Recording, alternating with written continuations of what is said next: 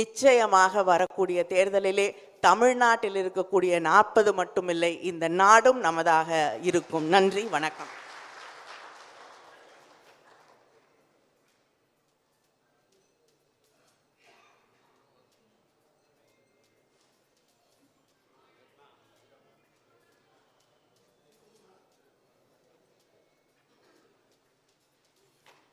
குழுவின் தலைவர் கவிஞர் கனிமொழி அவர்கள் தலைவரிடத்திலே அறிக்கை தருவார்.